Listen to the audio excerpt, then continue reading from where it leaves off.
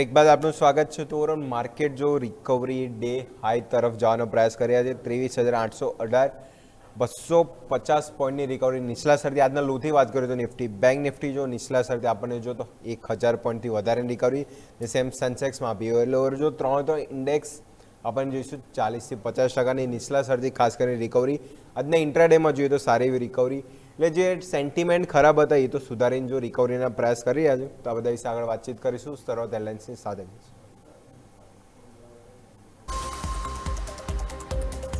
Weekly expiry દિવસે માર્કેટમાં જોવા મળ્યો બંને તરફી કારોબાર. નિફ્ટી નીચલા સ્તરથી 200 પોઈન્ટ રિકવર થઈને 23,812 કારોબાર. તો સેન્સેક્સમાં પણ નીચલા સ્તરથી 1,000 પોઈન્ટની રિકવરી સાથે 76,705 કારોબાર. બેંક નિફ્ટીમાં પણ જોવા મળી સારી recovery. Bank Nifty 1,000 point recover થઈને 55,250 પાર કારોબાર. બેંક નિફ્ટીના 14 સ્ટોકમાંથી 8 સ્ટોકમાં ઘટાડો, તો બાકીના સ્ટોકમાં પોઝિટિવનેસ સાથે કારોબાર. યુનિયન બેંક, એસબીઆઈ અને આઈડીએફસી બેંકમાં વેચવાલી સાથે કારોબાર. ઓટો સ્ટોકમાં પણ જોવા મળી વેચવાલી. ઇન્ડેક્સ 1%થી વધુ ઘટ્યો. મારુતિ, આઈસર મોટર 2.5% ઘટાડા સાથે વાયદાના ટોપ લૂઝર્સમાં. તો મહિન્દ્રા મહિન્દ્રા, ભારત ફોર્જ, અશોક લેલેન્ડ અને મધરસનમાં પણ જોવા મળી વધુ વેચવાલી. આજે આઈટી સ્ટોક પણ રહ્યા ઓઇલ એન્ડ ગેસ શેરોમાં પણ જોવા મળી વેચવાલી. રિલાયન્સ વાયદાના ટોપ લૂઝર્સમાં, તો એચપીસીએલ, બીપીસીએલ, આઈઓસી સહિત ગેસ રિલેટેડ સ્ટોકમાં પણ જોવા મળ્યું ભારે દબાણ. આઈટી સ્ટોકમાં નરમાસ કન્ટિન્યુઅસ. ઇન્ડેક્સ 1%થી વધુ તૂટ્યો. એચસીએલ ટેક, ટીસીએસ નિફ્ટીના ટોપ લૂઝર્સમાં. તો ઇન્ફોસિસ, વિપ્રો, પર્સિસ્ટન્ટમાં પણ વેચવાલી સાથે કારોબાર. એનબીએફસી સ્ટોકમાં પણ જોવા મળ્યું બેરની વાપસી. શ્રીરામ ફાઇનાન્સ 2%ના ઘટાડા સાથે નિફ્ટીના ટોપ લૂઝર્સમાં. તો Jio finance, Cholamandalam finance, Muthoot finance અને એલએનટી ફાઇનાન્સમાં પણ વેચવાલી સાથે કારોબાર.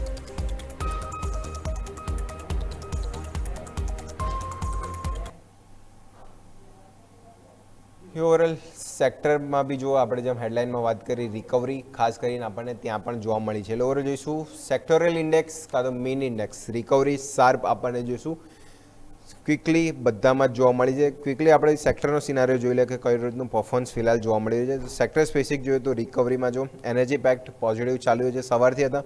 પછી આગળ વાત કરીએ બીજા જોઈશું મીડિયા પેક્ટ. મેટલ બી જો ફિલહાલ હવે ઇન્ડેક્સ જો જે ઘટાડો તો પોઝિટિવ ત્યાં બી આવી ગયા છે. હેલ્થકેર ફાર્મા બી જો ફ્લેટ આવી ગયા છે, કારોબાર જોવા મળે છે. Consumer durable, mid cap, small cap બી જો ત્યાં બી ફ્લેટ રિએક્શન જોવા મળી છે. આગળ વાત કરીએ બેંક નિફ્ટી બી જો 1% આજુબાજુ ઘટાડો જોવા મળે છે. એટલે બેંક નિફ્ટી બી રિકવરી જો માત્ર 500 પોઈન્ટનો ઘટાડો જોવા મળે છે. પીએસયુ બેન્કિંગ ઇન્ડેક્સ સવારે ઇન્ડેક્સ 2% ડાઉન હતો ત્યાંથી, એટલે શાર્પ રિકવરી આપણને જો બધા જ સેક્ટર આપણને શું સેક્ટરલ ઇન્ડેક્સમાં બી ખાસ કરીને જોવા મળી છે. થોડું વધુ વિગતવાર સમજીએ આપણી જોડે આપણે એક્સપર્ટ જોડાઈ ગયા છે. SEBI registered expert Jagdish Thakkar. Jagdish sir, પહેલાં તો ગુડ આફ્ટરનૂન, શું આપનું સ્વાગત છે. તો જે પ્રમાણે સેન્ટિમેન્ટ હતા, જે વાતચીત કરી ઇસ્લામાબાદમાં, જે નિષ્ફળ રહી હતી, ક્રૂડ ફરીથી ઇન્ચઅપ કર્યું, સમાચાર નેગેટિવ હતા, રિએક્શન માર્કેટે બહુ જ હેવી ખરાબ બતાવ્યું હતું. ફરીથી 23,500 આજુબાજુનું ઘટાડો બતાવ્યો હતો, પણ ત્યાંથી રિકવરી સારી જોવા મળી. એટલે ક્યાંને ક્યાંય ન્યૂઝ છે તે પચાવી દીધા છે માર્કેટે. ક્રૂડની પ્રાઇસ બી જો $100 આજુબાજુ છે, પણ રિએક્શન માર્કેટ જો નીચલા સ્તરથી રિકવરી સારી આપી છે.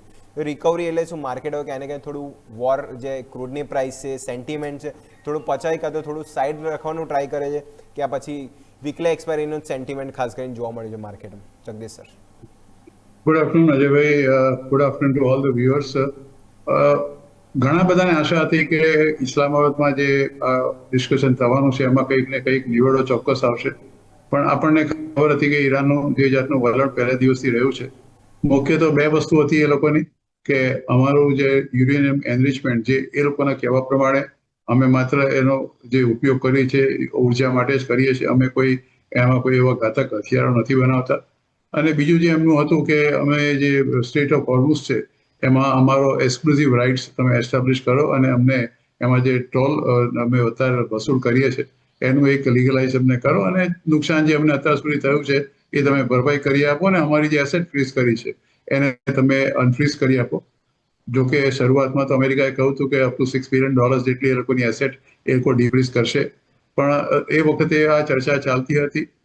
આમ તમે જુઓ તો ગઈકાલે જે વાઇસ પ્રેસિડેન્ટનું જે ટ્વીટ આવ્યું છે એમાં શરૂઆતમાં તો સરસ લખ્યું છે કે વોટ ઇઝ ગુડ, અને પછી લખ્યું છે કે what is bad news is this, અને એમાં વધારે bad news is four Iran. આપણે જાણીએ છીએ કે આખી જે પ્રક્રિયા છે એમાં માત્ર ને માત્ર એક જ વસ્તુ પર ભાર આપતા હતા એ કે તમે એક લેખિતમાં બાંયધરી આપો કે અમે પોતે ઈરાન એટલે પોતે કે અમે આ જાતના પરમાણુ હથિયારો નહીં બનાવીએ. અને જે તમે અત્યારે સ્ટેટ ઓફ હોર્મુઝ જે બ્લોકેટ કર્યો છે એને તમે અત્યારે ખુલ્લો કરી નાખો અને કોઈ જાતનો એના પર ટોલ વસૂલ ન કરો. મને એવું લાગે છે કે ખાસ કરીને જે યુરેનિયમ એનરિચમેન્ટનો જે ઇસ્યુ હતો એના પર થોડી સહમતિ બનાવી નથી.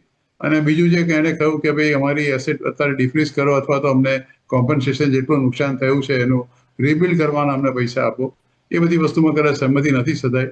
અને આપ જાણો છો એ પ્રમાણે કે અમેરિકાએ પોતાનું વલણ જાળવી રાખ્યું છે અને ઈરાન પણ એ સાથે એટલા જ મક્કમ છે. પ્રશ્ન અત્યારે એ છે કે અમેરિકા જ્યારે પોતે બ્લોકેટ એના જે પોર્ટ છે એનું એ સ્ટેટ ઓફ હોર્મુઝ તો એક ખાડી છે વચ્ચે અને વચ્ચે એનું જે પોતાનું મેઇન પોર્ટ છે જે ત્યાંથી બધું ઈરાન એક્સપોર્ટ કરે છે દુનિયાના તમામ દેશોમાં, દેટ ઇઝ ધી હોર્મુઝ પોર્ટ જેને કહેવામાં આવે છે. એના પર એ લોકો બ્લોકેટ કરવાનું અત્યારે પ્રક્રિયા ચાલી રહી છે કે અંદર કોઈ પણ ત્યાં એ બંદર ઉપર કોઈ પણ શિપ બહારનું આવશે નહીં અને જે ઈરાન એક્સપોર્ટ કરે છે બીજા દેશોને એને એક્સપોર્ટ કરવા દેશે નહીં. અને ખાસ કરીને વિશેષ કરીને મોટા ભાગનું જે બિઝનેસ ઈરાનનો છે એ ચીન સાથેનો છે. કારણ કે ચીન એના પર બહુ નિર્ભર છે જ્યાં સુધી ક્રૂડ ઓઇલનો સવાલ છે ત્યાં સુધી. અને ઈરાન પોતે પોતાનું ચોખાનું જે આયાત કરે છે ચીનથી એના પર બહુ મોટું નિર્ભર છે. એટલે મને એવું લાગી રહ્યું છે કે કદાચ ચીન ઈરાન પર દબાણ કરે કે તમે સામસામે પરિવાર વાતચીત કરવા બેસો અને કોઈક ને કોઈક એનો નિવેડો લાવો. માત્ર એક જ પ્રશ્ન રહેશે, જો કદાચ ઈરાન તૈયાર થઈ જાય કે અમે અંડરટેકિંગ આપીએ છીએ કે અમે કોઈ પણ જાતના આવા ઘાતક હથિયારો પરમાણુ હથિયારો નહીં બનાવીએ. એક વખત એમણે તો ત્યાં સુધી અગાછી એવું પણ કહ્યું હતું કે અમારો જે ધર્મ છે ઇસ્લામનો એ અમને આ જાતના હથિયારો બનાવવાની પરમિશન નથી આપતો, તો અમારે બનાવવાનો સવાલ ક્યાં છે? ખરેખર જો આવતું હોય તો એ લોકોને અંડરટેકિંગ આપવામાં પણ શું વાંધો છે? એટલે કોકડું ખાસું ગૂંચવાયું છે. અત્યારે તો શું થશે બહુ કહેવું મુશ્કેલ છે. ઇઝરાયલ તો એક ટાંપીને બેઠું છે કે આ પરક્યુલર સંધિ ના થાય અને જે અત્યારે કોઈ પણ વાટાઘાટો થઈ છે તૂટી પડે, કારણ કે એને લેબનોનની અંદર પોતાની સ્ટ્રાઇક રેટ ચાલુ રાખવો છે, જ્યારે ઈરાન ઈચ્છે છે કે લેબનોન પર બી તમે આ સીઝ ફાયરનો અમલ કરો. આજની તારીખમાં સીઝ ફાયરનો અમલ ચાલુ છે. છેલ્લા 3 દિવસથી કોઈ જાતનું બોમ્બાર્ડિંગ થયું નથી ફ્રોમ ઇધર સાઇડ. પણ જો કદાચ અમેરિકા આ વસ્તુની શરૂઆત કરે તો સૌથી મોટો પ્રહાર કદાચ ઈરાન કરશે એ આજુબાજુના જે બાકીના ઓમાન છે, યુએઈ છે, બહેરીન છે, કતર છે, એના પર બધા પ્લાન્ટ, સાઉદી અરેબિયા છે, એના ઉપર એ પોતાનો એક ગુસ્સો ઠાલવશે. અને આ બધા શહેરો દેશો પાસે પોતાનું ડિફેન્સ કોઈ નથી રહ્યું, કારણ કે અમેરિકાએ એ લોકોને ખાતરી આપી હતી કે અમે તમારું રક્ષણ કરીશું અને અમે તમારા દેશમાં અમને અમારો મિલિટરી બેઝ કરવાની છૂટ આપો. અત્યારે તો એ લોકો એનું પ્રોટેક્શન નથી કરી શક્યા. એટલે હવે શું થશે એ ખબર નથી. અને જો સાઉદી અરેબિયા પોતાનું લશ્કર મોકલે તો પાકિસ્તાને પણ પોતાનું લશ્કર મોકલવું પડશે. અત્યારે ઇસ્લામાબાદમાં જે વાતચીત થઈને આવી અને સાઉદી અરેબિયા અને પાકિસ્તાન વચ્ચે જે ડિફેન્સ એગ્રીમેન્ટ થયા છે નાટો જેવા, કે એક દેશ પર હુમલો બીજા દેશમાં ગણાશે, તો પાકિસ્તાન શું કરશે એ પણ એક બહુ મોટી જોવાનું રહેશે આપણે. પણ મારું તો માનવું છે કે અત્યારે તાત્કાલિક કંઈ અમેરિકા નહીં કરે, કારણ કે એના પોતાના સેનેટર તરફથી રિપબ્લિકનના બહુ મોટું પ્રેશર છે અને ત્યાંની લગભગ 50-55% જેટલી પ્રજા આખા યુદ્ધની વિરુદ્ધમાં ચાલી ગઈ છે. નવેમ્બરમાં ઇલેક્શન આવે છે અને એ ઇલેક્શન જો રિપબ્લિકન હારી જાય અને ડેમોક્રેટ જીતી જાય તો ટ્રમ્પ સાહેબ પર ઇમ્પીચમેન્ટ પર આવી શકે એવી શક્યતા પણ ત્યાંના લોકો નકારી નથી શકતા. એટલે કોકડું ખાસું ગૂંચવાયું છે. દરેક ચાંપી નજર રાખવાની જરૂર છે. પણ તમે જો લોંગ ટર્મ પર્સપેક્ટિવ કોઈ પણ શોર્ટ કે લોંગ કરતા હો, મારી દ્રષ્ટિએ હેજ કરીને ચાલો. જો લોંગ કરતા હો તો શોર્ટ હેજ કરો અને શોર્ટ કરતા હો તો લોંગ હેજ કરો. ખુલ્લી પોઝિશન, ઓપન પોઝિશન મૂકીને ઓવરનાઇટ ન જતા. તો બહુ સારું એવું સમજાયું. તો ઓપન પોઝિશન ઓવર છે, એજિંગ પોઝિશન લઈને જઈ શકો છો, કારણ કે સેન્ટિમેન્ટ જો ટાકો સ્ટ્રેટેજી એમ ચાલી રહ્યું છે, એક દિવસ સારું એવું તેજી ચાલે છે, બીજા દિવસે ઘટાડો જોવા મળે છે. એટલે કાંઈ ને કાંઈ બંને તરફી માહોલ આપણને જો ગ્લોબલ કારણોમાં બી જોવા મળે, એક દિવસ સીઝફાયરનું એલાન કરે છે, સારી એવી તેજી જોવા મળે છે. બંને દેશો વચ્ચે વાતચીત બી થાય છે, વાતચીત પાછી નિષ્ફળ જાય છે, ક્રૂડની પ્રાઇસ ઇન્ચઅપ થાય છે, ફરીથી સ્ટેટ ઓફ હોર્મુઝ બંધ કરવાના હોય છે. વાતચીત કર્યા છો તો એ ફરીથી બંધ થશે તો ક્યાંય ને ક્યાંય જો સેન્ટિમેન્ટ હજી બી થોડા વગડતા જોવા મળશે તો ક્રૂડની પ્રાઇસમાં ફરીથી આપણને જે જોવા મળ્યું હતું $110, $115 ફરીથી જોવા મળી શકે છે. એ ક્યાંય ને ક્યાંય જો વાતચીત સીઝફાયર હજી નો ડાઉટ લાગુ છે, પણ વાતચીત હવે કઈ રીતના આગળ જાય એ ખાસ કરીને જોવાનું મળશે. સ્ટેટ ઓફ હોર્મુઝ ફરીથી હવે જો ક્યાંય ને ક્યાંય લોકિન કરવાનું તો ફિલહાલ વાતચીત ચાલી રહી છે. એનું નિવેડો ક્યાં આવે છે ખાસ કરીને જોવા મળશે. એના લીધે જો માર્કેટમાં ઓપનિંગ નેગેટિવ જોવા મળી હતી, નીચલા સ્તરથી સારી રિકવરી, ખાસ કરીને નિફ્ટી, બેંક નિફ્ટી, સેન્સેક્સ 3 ઇન્ડેક્સે બતાવી છે. પણ જે કારણો છે જે આપણે જે વાતચીત કર્યા હતા હજી બી ઘેરાયેલા છે, એટલે આ ફોકસ કરીશું. એટલે પોઝિશન આ જો તો હિજિંગ કાં તો બંને તરફી કવર સાથે તમે પોઝિશન રાખો. ફિલહાલ હાલ વ્યૂ જોવા મળી રહ્યો છે.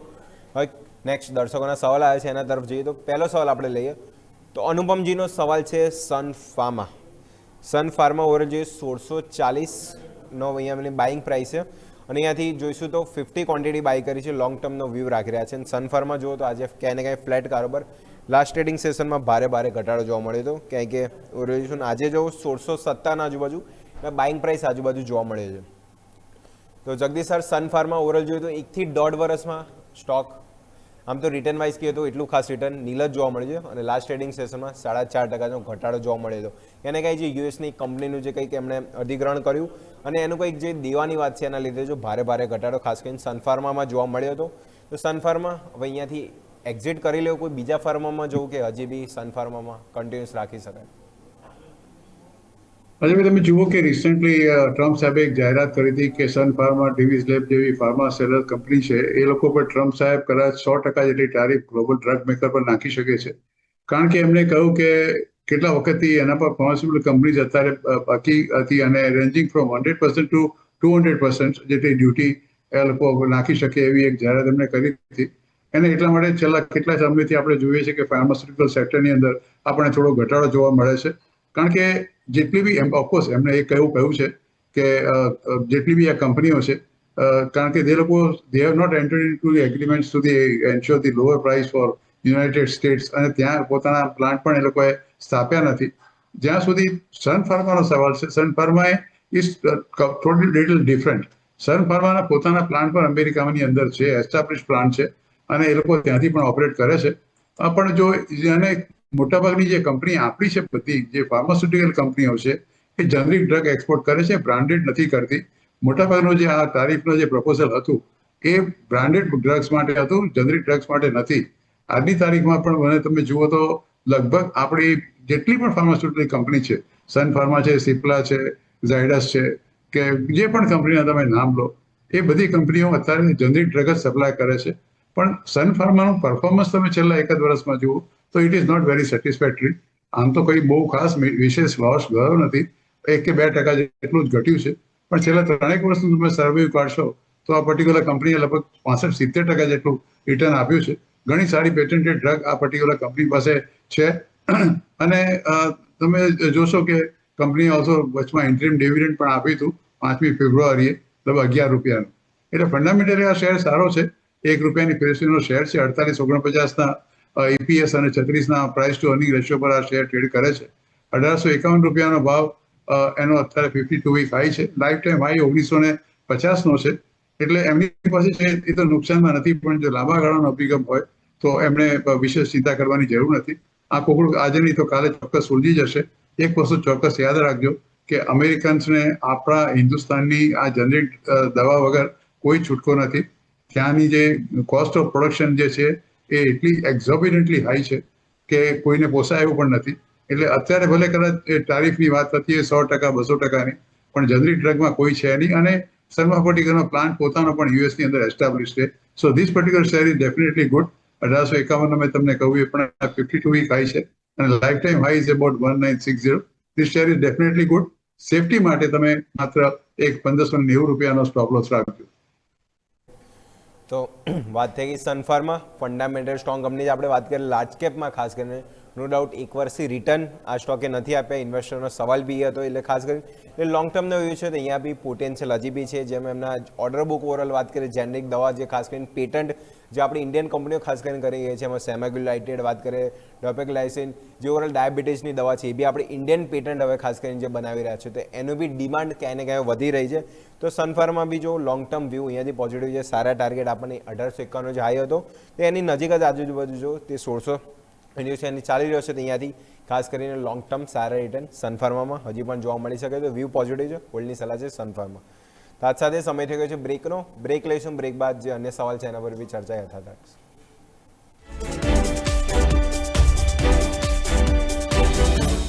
તો બ્રેક બાદ આપનું સ્વાગત છે. તો બ્રેક પહેલાં આપણે ઓવર વાતચીત કરીએ હતા માર્કેટના સેન્ટિમેન્ટ ઉપર. પણ જો રિકવરી તો નો ડાઉટ ત્રણ ઇન્ડેક્સે સારી બતાવી છે. નિફ્ટી જો માત્ર 200 પોઈન્ટનો જ ઘટાડો જોવા મળ્યો છે. એ સવારે ઓપનિંગ હતી એનાથી સારા રિકવર. બેંક નિફ્ટી 450 પોઈન્ટ એટલે 480 પોઈન્ટ આજુબાજુ જ રહ્યા છે.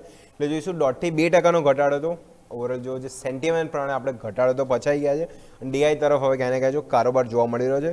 એટલે જોઈશું રિકવરી નીચલા સ્તરથી તો ત્રણ ઇન્ડેક્સ સારી બતાવી હતું.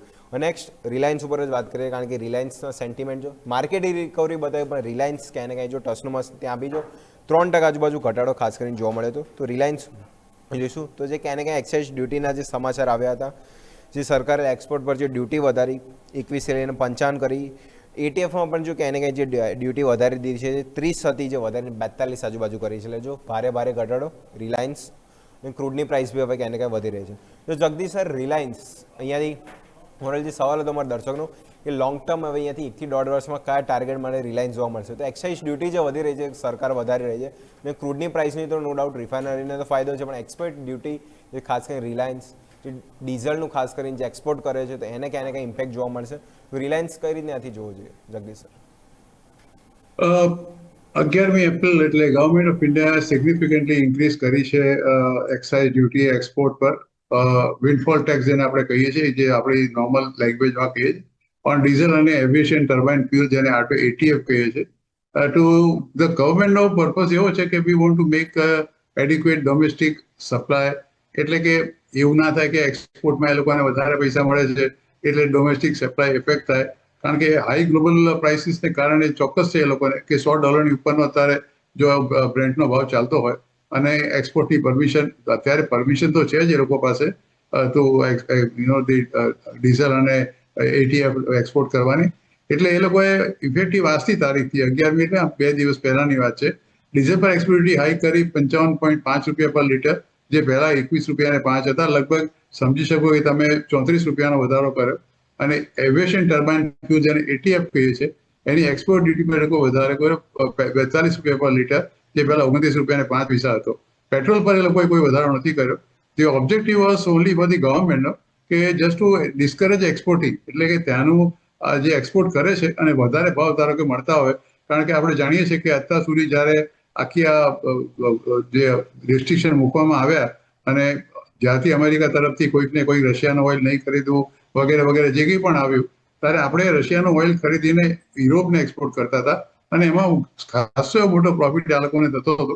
એટલે એક આ વસ્તુ છે કે જેમાં આપણે જાણીએ છીએ કે રિલાયન્સ ઓલ્સો ઇઝ સેવિંગ. જામનગરમાં બહુ મોટી રિફાઇનરી છે અને અત્યારે જ્યારે ભાવ વધે ત્યારે લોકોને તકલીફ ચોક્કસ પડે છે. પણ રિલાયન્સ માત્ર રિફાઇનરી નથી, refinery is now one portion of the Reliance business. એ લોકો પાસે ટેલિકોમ્યુનિકેશન પણ છે, એ લોકો પાસે રિટેલ પણ છે, એ લોકો પાસે ઘણા બધા બિઝનેસ છે અને ઘણા બધા નવા બિઝનેસમાં એ લોકો પદાર્પણ કરી પણ રહ્યા છે. એટલે રિલાયન્સ એક એવું મોટું કોર્પોરેટ છે કે જેની અંદર તમે રોકાણ કરો તો લાંબા ગાળાનો અભિગમ ચોક્કસ રાખવો. 1311 રૂપિયાનો જે ભાવ છે આજે પણ લગભગ 3% જેટલો નીચો છે. અને લગભગ મારું માનવું છે કે 100 રૂપિયા જો કદાચ શેરનો ભાવ ઘટે તો એનો 52 વીક લો પર પણ આવી જશે. અને 52 વીક હાઈ તમે જુઓ તો લગભગ 1612 રૂપિયાનો ભાવ છે, which is also life time high. એટલે આ જાતના શેરોમાં તમે રોકાણ કરવું હોય, આજનું રોકાણ કરવું હોય તો ચોક્કસ તમારે અહીંથી 20-25 રૂપિયાનો નીચે 1190 નો સ્ટોપ લોસ રાખવો પડશે. સોરી, 1290 નો સ્ટોપ લોસ, 1290-1280 નો સ્ટોપ લોસ રાખવો પડશે. પણ જો તમે લાંબા ગાળાના રોકાણકાર હો અને તમે ખરીદી કરવા માંગતા હો તો ઇવન આ ભાવે તમે પૂરેપૂરી ના કરતા, તો ધારો કે તમારે 1 લાખ રૂપિયાનું ખરીદવું છે તો આજે 25,000 રૂપિયાનું ખરીદો. પછી મજાનું ટ્રેન્ડ કેવો છે એ જુઓ. જો વધુ ઘટે તો વધુ, એટલે દરેક 4 તબક્કામાં તમે આ જાતની ખરીદી કરો અને રિલાયન્સને તમારા પોર્ટફોલિયોમાં જાળવી રાખો લગભગ મોર દેન 2 to 3 years. શોર્ટ ટર્મ માટે રિલાયન્સનું ઇન્વેસ્ટમેન્ટ હું એડવાઇઝ નથી કરતો. તો હાલના લેવલે બી નવું બાઇંગ કરવું હોય તો ટુકડામાં એસઆઈપી થ્રુ ઇન્વેસ્ટ કરી શકે. ઓવરઓલ નાની લેવલે બાઇંગ કરી શકે છે. ઘટાડો આવે છે તો લાર્જ કેપ સ્ટોક છે, સારી બાઇંગ ઓપોર્ચ્યુનિટી બને છે. અને ઓવરઓલ એકલી ઇન્ડસ્ટ્રી નથી જેને ક્રૂડમાં ખાસ કરીને જે પ્રાઇસ વધે, એક્સાઇઝ ડ્યુટી, એની ઇમ્પેક્ટ નો ડાઉટ સ્ટોકમાં આજે જોવા મળી છે. પણ મલ્ટિપલ બિઝનેસમાં જો ગ્રોથ ખાસ કરીને રિલાયન્સનો સારો જોવા મળે તો ઘટાડે સારી ઓપોર્ચ્યુનિટી બાઇંગની બની છે. તો 2 થી 3 વર્ષ માટે ખાસ કરીને રિલાયન્સ અહીંયાથી ફોકસ કરી શકે તો સારી ઓપોર્ચ્યુનિટી છે. અને ખાસ કરીને ઘટાડો જોવા મળે છે સેન્ટિમેન્ટ કારણના લીધે. બાઇંગ ઓપોર્ચ્યુનિટી આ લેવલ ખાસ કરીને રિલાયન્સમાં જોવા મળી છે. સારું સ્ટ્રક્ચર છે, રિલાયન્સ ખાસ કરીને ફોકસ કરશું.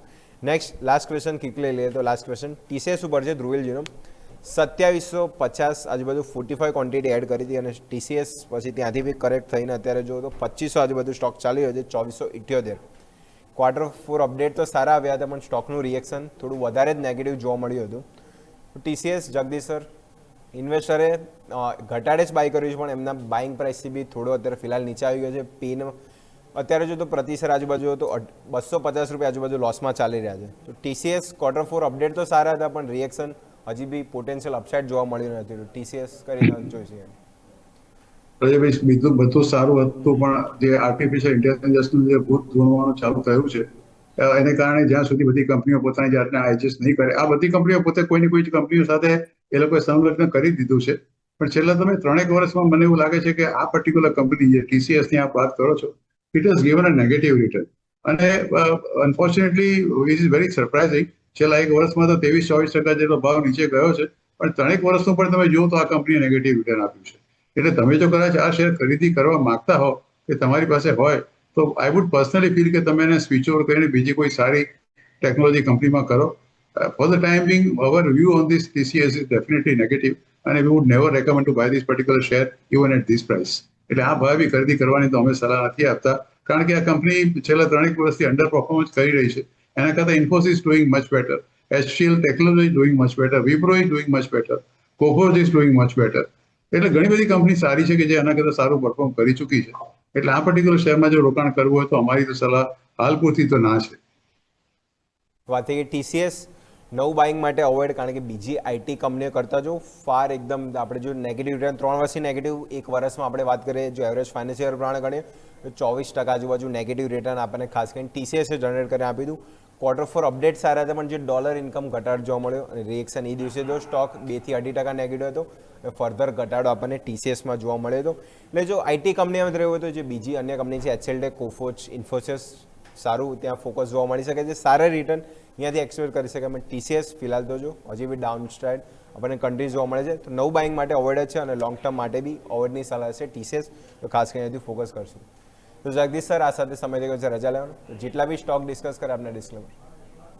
ઘણા બધા શેરોની ચર્ચા કરી એમાં જે મારું આ એક રિલાયન્સ ઇન્ડસ્ટ્રી મારા પોતાના પોર્ટફોલિયોમાં બી છે પણ બે બહુ વર્ષો જૂના શેર મારા પોર્ટફોલિયોમાં છે.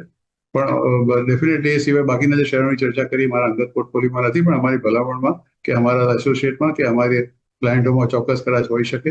શેર બજારમાં રોકાણ કરું તો તમારા નાણાકીય સલાહકારની સલાહને અનુસરજો. જે અભિપ્રાય આપની ચેનલ પર મેં આપને આપ્યો છે મારો અંગત અભિપ્રાય છે. And thank you very much for inviting me the show. ધન્યવાદ સર સુમાવા માટે. તો ઘણી ઇન્ટરેસ્ટિંગ જે વાતચીત રહી, જે આપણે વાત કરી, જે અમુક અંગતો કારણ હતા, જે ખાસ કરીને ક્રૂડના રિલેટેડ વાત કરીએ, માર્કેટના રિલેટેડ કે વોરને લઈને જે બધા કારણો હતા, હજી તો થોડી એટલે શાંત જોવા મળ્યા છે. નો ડાઉટ વાતચીત નિષ્ફળ રહી છે પણ રિકવરી માર્કેટે સારી આપી છે. ક્રૂડની પ્રાઇસ હજી બીજો $100 પાર જ જોવા મળી છે. એટલે રિએક્શન હવે સેકન્ડ હાફ તરફ માર્કેટનું કરીને જોવા મળે છે. ડાઉન જાય છે તો વધે છે, એ ખાસ કરીને જોવા મળશે. આ સાથે સમય થઈ ગયો છે બ્રેકનો. બ્રેક લઈશું અને બ્રેક બાદ મારા સૌથી યુમિક જોડાશે, એમાં વાતચીત કરીશું આજના દિવસના મહત્વના સમાચાર, સ્ટોક સ્પેસિફિક રિએક્શન અને કયા સમાચાર હતા જે માર્કેટમાં રિએક્શન આગળ જોવા મળી શકે છે.